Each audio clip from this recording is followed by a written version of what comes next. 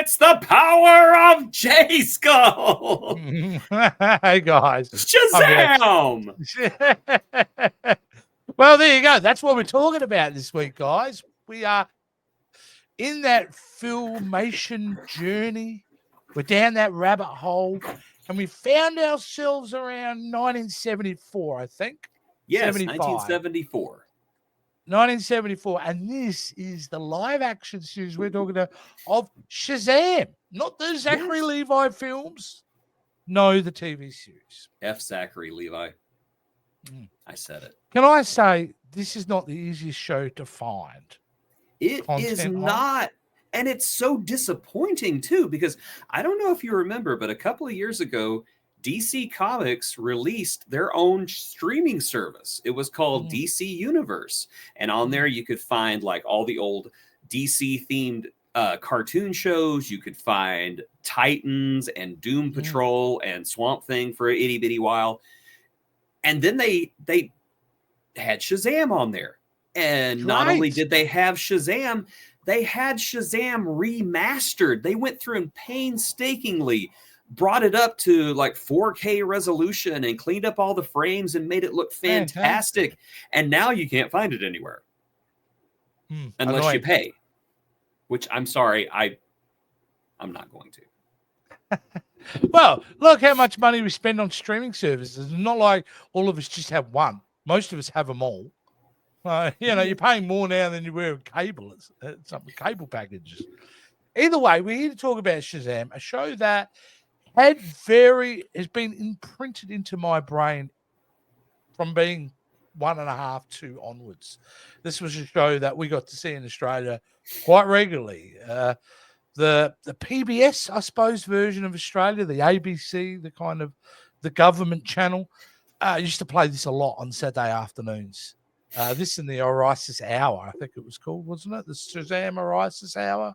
The Shazam ISIS Hour, yes. ISIS, not Orisis. We're getting on a government watch list right now by talking. Yeah, I know. For you saying that, no, the 1970s live action superhero film, ISIS. However, so I have a lot of memory, but again, I remember watching it very young, and then obviously I don't know if you age out of it or times have changed. It's the 80s. Never thought about this show for a good 30 years, and then through social media, I started becoming kind of aware of it. Been a long time since I sat down and watched an episode of this, Jace. I was apparently addicted to this TV show whenever I was younger. I have very, very fleeting memories of watching it on TV. And apparently, according to my mother, whenever I got out of the bathtub, I would flash people with my towel going, Shazam! I don't know. I haven't done that. I have not done that in weeks now. But yeah, obviously, this was a major part of my childhood. And I do remember, even though for a long time I forgot what Shazam was, the word Shazam was part of my vocabulary. Just anytime I was, it was almost like Gomer Pyle, just Shazam, Shazam. I would just say Shazam every time something appeared. Just, oh, Shazam. And I didn't know where that was from, and it was from here. And just revisiting this show, I was a little afraid to revisit it, but now I'm just kind of like, yeah. I see why I liked it. Yeah, I'll tell you what, it comes at an interesting time for the DC too, because at this time they were the dominant force on television. If you between Marvel and DC had it happening at this point because they also had a very big hit show with Wonder Woman appearing at the same time. So they Wonder Woman and Shazam. And you know what, you can make some slight comparisons, maybe not quality or tone and things like that, but you can feel what they're trying to do here. This is clearly for children, and it's made for children. Absolutely. It's obviously a filmation show. I don't know. Do you have any background on how this thing got started? I struggled to find info on it. I did not get any info on it. I do know that Filmation did do a Batman TV show back in the 60s, I believe.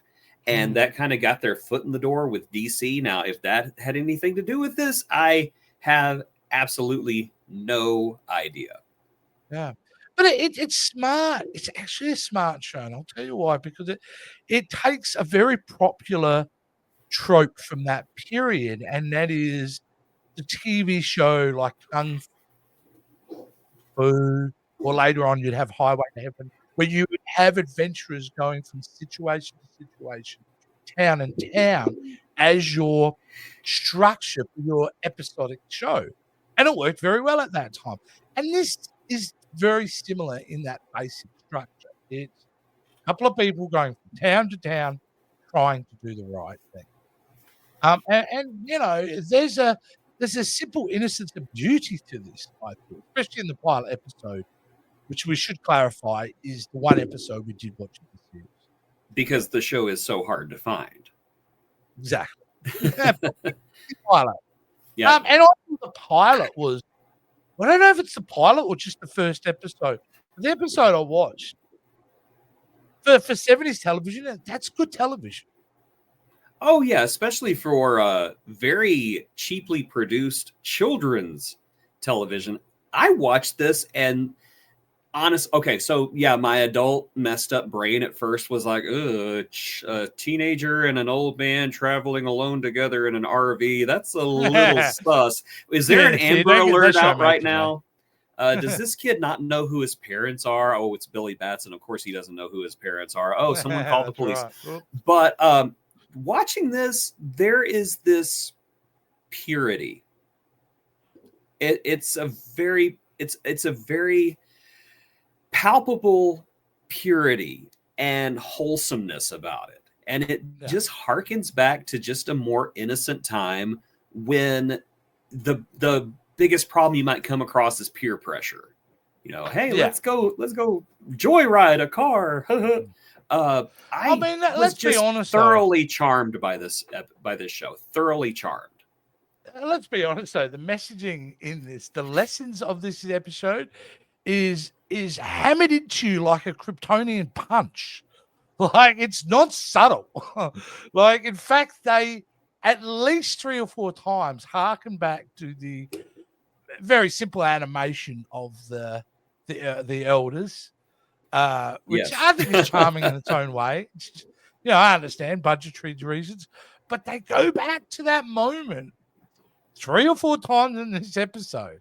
It's like, does Billy Batson have short-term memory issues? Does he need to be constantly reminded of what's going on? Probably, yeah. But wasn't it? I think it's cute. The mission that they were on in this episode. It's about a few kids doing, stealing a car. That's the story.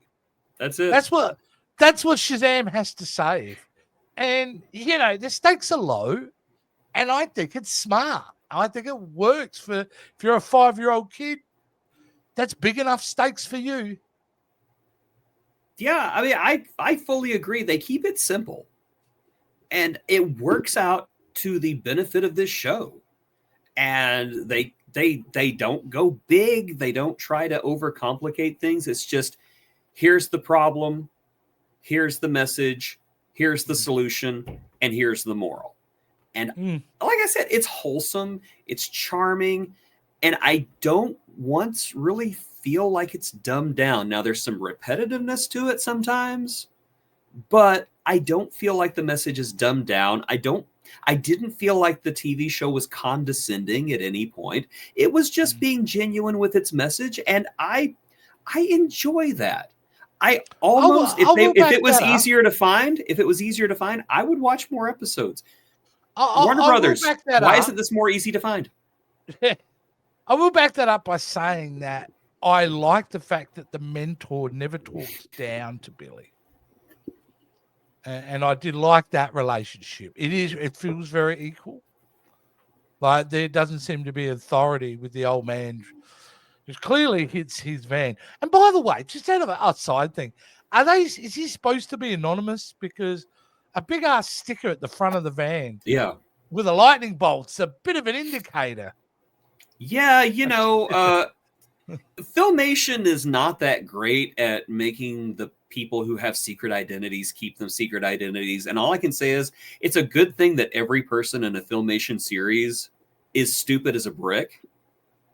Because, like you said, he's got the literal logo of Captain Marvel, not Shazam. It's Captain Marvel on the RV, and no one says a word. Nope, no one even says, "Oh, are you a fan of Captain Marvel? That's neat. Yeah. You have his logo on your van." Yeah. It's the same, like, wow, Adam, are you a fan of He-Man? You and him have the exact same haircut and the exact same pet and the exact same build and the exact same voice. Wait a minute. You are a He-Man fan. Yeah. I was waiting for you to get to that, actually. The fact that it's just the same voice for every elder, right?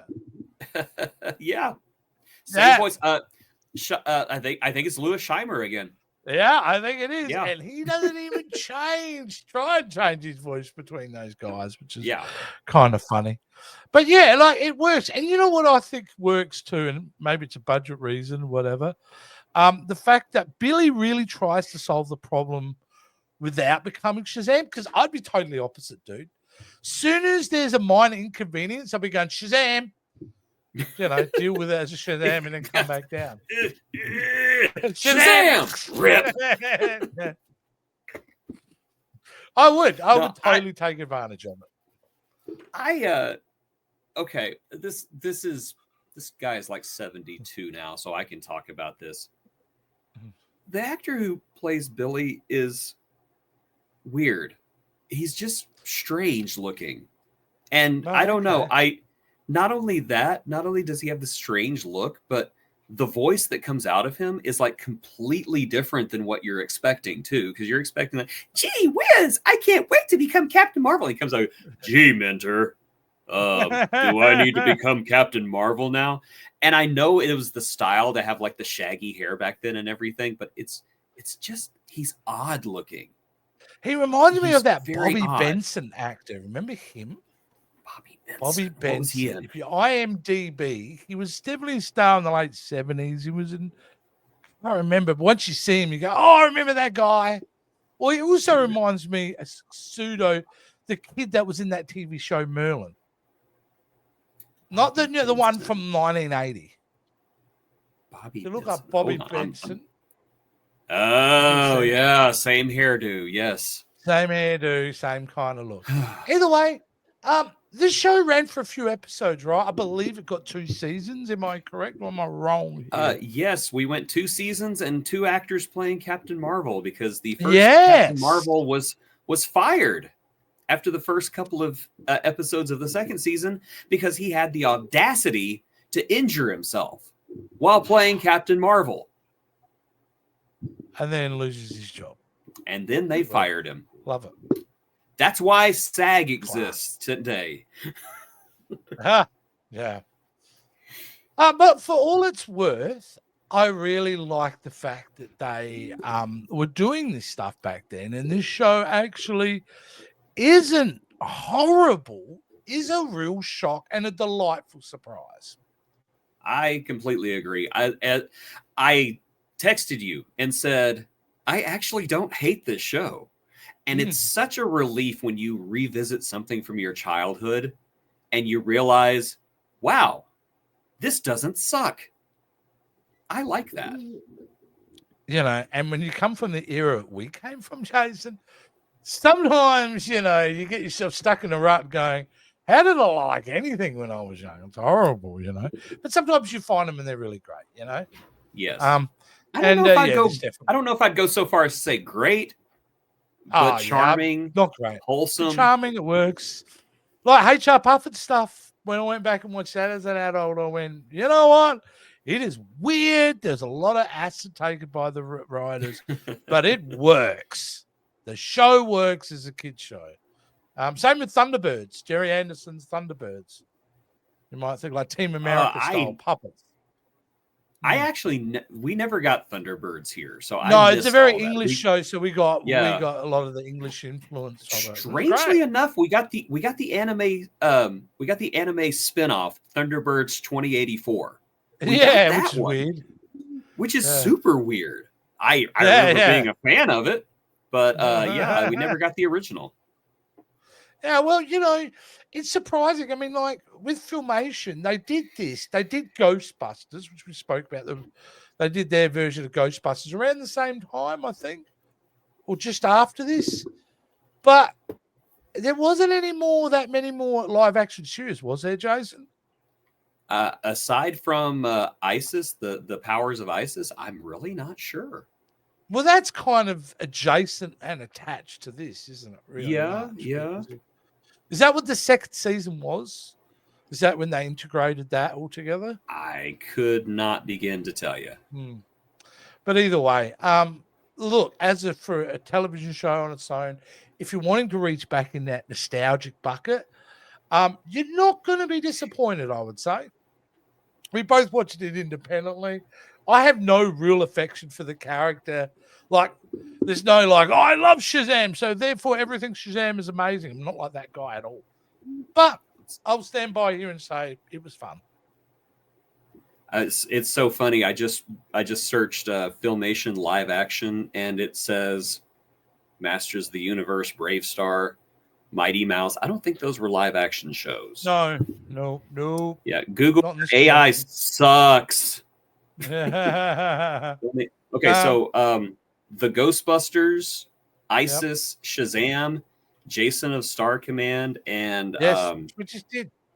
Yeah, you can watch now on this channel. Yep. So yeah, that's it. I think that's all they did. Well, that's crazy, Jason. So that means, what do we do next if we've done all the live? Uncle Croc's Block was live action.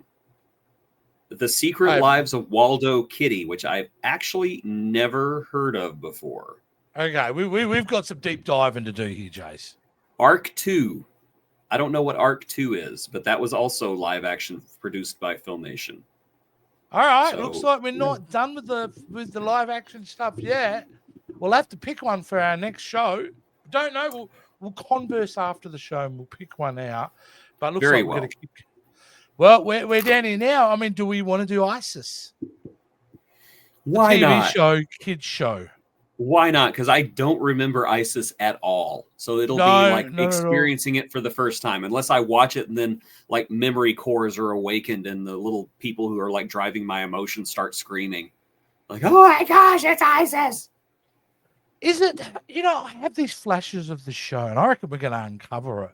And it used to be like a family in a space age kind of truck set in the future. They were stranded on a planet.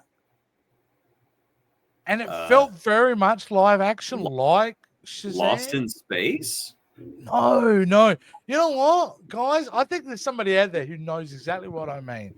It was very 70s because the truck, the space vehicle was that 70s space design. I'm telling you what, I'm going to leave it on a cliffhanger because I know someone out there knows exactly what I mean. And if I do find it, I'm going to post it on my social media to prove it. But there is a show out there that I think is also part of the Filmation family now. But again, I'm going from memories when I was 2 years old. It's a long time ago. I believe you. Yeah. I did a lot of mushrooms in my 20s. What can I say? All right, guys, to support us further on this journey, these guys need to help us along the way, don't they? And how do they help us, Josh? By supporting us. I thought you would never ask. First of all, take a look at the video description below and you will find a link to our Patreon. On Patreon, you can support this channel for $5 a month or more, or you can become a channel member by visiting our channel's main page. Just like Shazam, we are also produced very cheaply, so every penny counts. So please contribute often, contribute a lot, and we will see you next time on this show. The power of Jayskull. You got it. Oh, that show does exist. I'm not making it up. I totally believe you. I don't think it's a delusion at all.